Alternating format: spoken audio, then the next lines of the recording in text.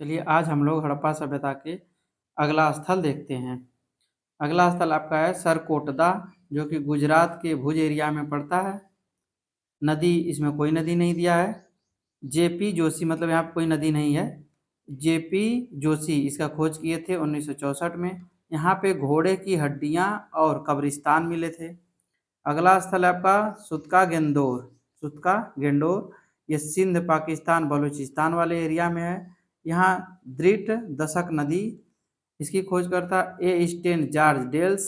यहाँ पे राख से भरा बर्तन, तांबे की कुल्हाड़ी, मिट्टी की चूड़ियाँ और बर्तन मिले थे। प्रारंभ में एक बंदरगाह था, लेकिन बाद में तट के उठ जाने के कारण समुद्र से कट गया।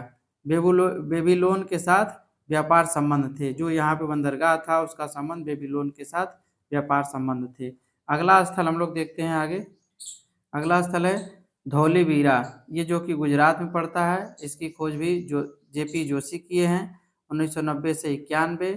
यहाँ पे विशाल जलाशय मिला था, अद्भुत जल संचयन प्रणाली, साइन बोर्ड, सूचना पट से मिलता जुलता एक अभिलेख जिस पर हड़प्पा की लिपि के 10 बड़े आकार के चिन्ह हैं। हड़प्पा संस्कृति के तीनों चरणों को दिखाता है। ये जो धौलीवाला वाला चित्र था, ये चीज ये हड़प्पा संस्कृति के तीनों चरणों को दिखाता है। बड़े स्तर पर बलुआ पत्थर की मिट्टी के ईंटों के साथ प्रयोग। अगला स्थल देखते हैं हम लोग। अगला स्थल है आपका राखी गढ़ी, हिसार के पास मीराना फतेहगढ़ में। ये हरियाणा में पड़ता है।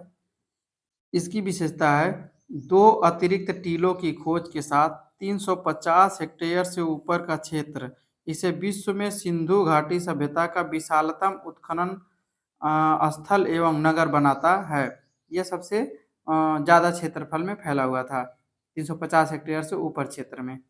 हड़प्पा संस्कृति के तीनों चरणों को दर्शाता है। मिराना से एक मोटा और मजबूत खंडित लाल बर्तन मिला है, जिसके साथ एक स्त्री की छिन्न मूर्ति मिली है, जिसकी मुद्रा मोहनजोदड़ो की नृत्य लड़की की तांबे की मूर्ति के समान है। आगे देखते हैं। देखिए ये इसे हम लोग नक्शे पे देख सकते हैं कि जितने भी हम लोग पढ़े हैं स्थल, सभी के सभी सिंधु नदी ऐसे ही है इधर, ठीक। तो सिंधु नदी के किनारे सभी के सभी लगभग इसी के इर्द गिर्द स्थल हैं, इसीलिए इसको सिंधु सभ्यता कहा जाता था उस समय। देखिए सब कुछ आपको मिल रहा होगा। मांडा, रोपड़, राखीगढ़ी, बनावली, राखीगढ़ी यहाँ भी है।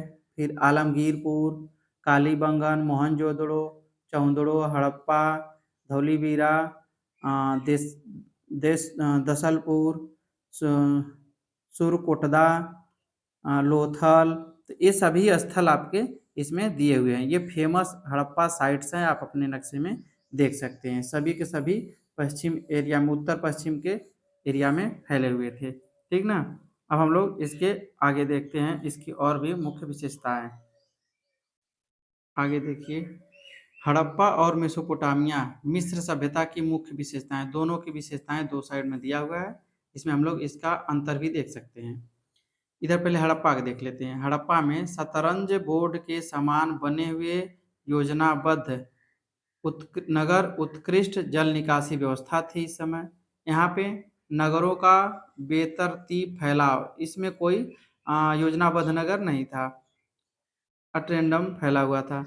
यहाँ पे है आयताकार मकान जिनमें ईंटों के स्नानागार थे और सीढ़ीदार कुएं सभी हड़प्पा कालीन नगरों में मिले हैं।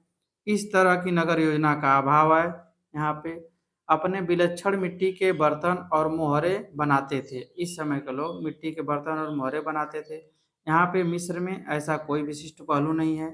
और आगे देखा जाए, आगे आपका है अगला, इसमें अपनी अनूठी लिपि का आविष्कार किया जिसकी मिस्र और मेसोपोटामिया की लिपियों से कोई समानता नहीं रखती थी। यहाँ की लिपि जो है मिस्र की लिपि से कोई समानता नहीं रखती थी।